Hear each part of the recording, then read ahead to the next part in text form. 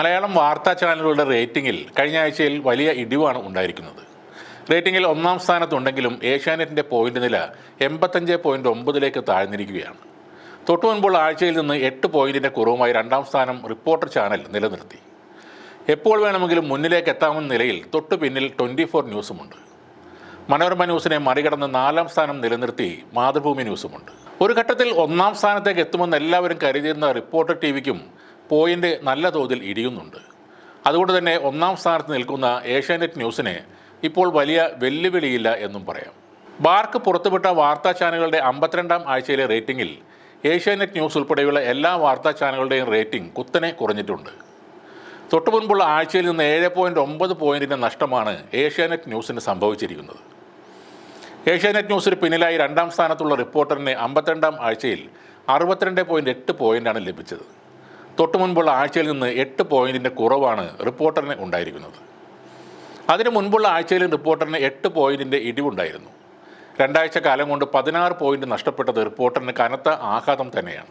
കേരളത്തിലെ ഏറ്റവും മികച്ച മാധ്യമപ്രവർത്തകർ തങ്ങളുടെ കൂടെയാണെന്ന അവകാശവാദവുമായി വാർത്താ ചാനൽ രംഗത്ത് മത്സരിച്ചിട്ടും പോയിന്റ് നില പടിപടിയായി കുറയുന്നത് മാനേജ്മെൻറ്റിന് നാണക്കേടായിട്ടുണ്ട്.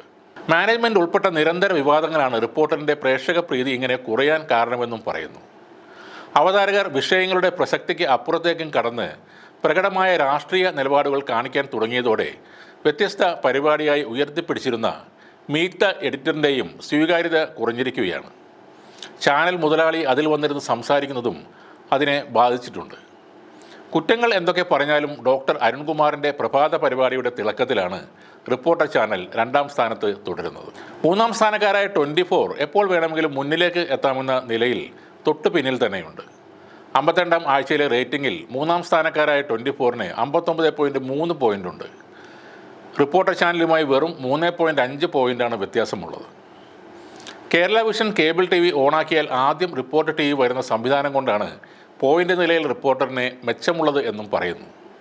കേരളത്തിൽ ഏറ്റവും കൂടുതൽ വരിക്കാറുള്ള കേരള വിഷൻ കേബിളിലെ ഈ സംവിധാനം ഇല്ലായിരുന്നെങ്കിൽ റിപ്പോർട്ടർ 3-ാം സ്ഥാനത്തേക്ക് പിന്തള്ളപ്പെടുമായിരുന്നു എന്നും പറയുന്നു. 1 വർഷത്തോളമായി മനോരമ ന്യൂസിന് പിന്നിൽ 5-ാം സ്ഥാനത്തായിരുന്ന മാതൃഭൂമി ന്യൂസാണ് അട്ടിമറി നടത്തിയിരിക്കുന്നത്.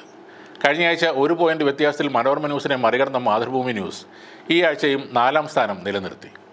എന്നാൽ ഈ ആഴ്ചയും മനോരമയുമുള്ള പോയിന്റ് വ്യത്യാസം 1 പോയിന്റ് മാത്രമാണ്. ജനം ടി വിയാണ് റേറ്റിംഗിൽ 6-ാം സ്ഥാനത്തുള്ളത്. കൈരളി ന്യൂസ് 7-ാം സ്ഥാനത്തും ന്യൂസ് 18 കേരളം 8-ാം സ്ഥാനത്തുമുണ്ട്. മീഡിയ വണ്ണാണ് ഏറ്റവും പുറകിലുള്ളത്.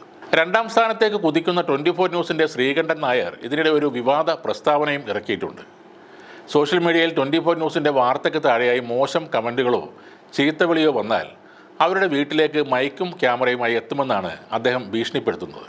വാർത്തകൾ വളച്ചൊടിച്ചാലോ ഇല്ലാത്ത കാര്യങ്ങൾ ആവേശം കയറി കഥാപ്രസംഗം പോലെ വിളിച്ചു പറഞ്ഞാലോ ചിലപ്പോൾ പ്രേക്ഷകർ രൂക്ഷമായി പ്രതികരിച്ചെന്ന് വരും. അത് ഒഴിവാക്കാൻ വാർത്തകൾ വളച്ചൊടിക്കാതെ നേരാംവണ്ണം പറയുക എന്നത് മാത്രമാണ് ഏക പോംവഴി.